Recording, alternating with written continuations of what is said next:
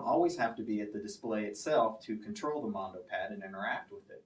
So you can use any remote desktop software and you can control the Mondopad, whether it be from a computer or an iPad. So what we're going to show here is we're going to use an application called Splashtop. Again, you could use some others, but we're going to use Splashtop on an iPad. We're going to connect to the Mondopad, and then we will control the Mondopad with the iPad without actually ever touching the Mondopad itself.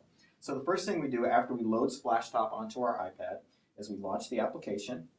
It will pull up and it will look on our network for computers that it can find that have the Splashtop streamer already loaded onto the display itself.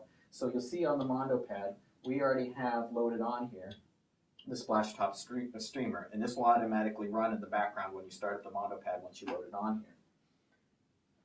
So as we get to the Mondopad, we'll find our available computers. We have one on here which is our Mondopad called Video Mondopad, and we will connect to that.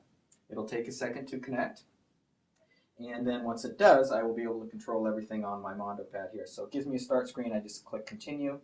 And then I have full control now of the Mondopad here on my iPad. So I can go into the writing capabilities, and I could start and draw my smiley face. And I could even go back in if I wanted to and click here, and I could even go and start a video call, or anything I can do on the Mondopad I can now do on my iPad. One tip to remember is when you first set up Splashtop on your computer, you need to go into the settings and tell it to keep the display's native resolution. So you do that simply when you first start up Splashtop.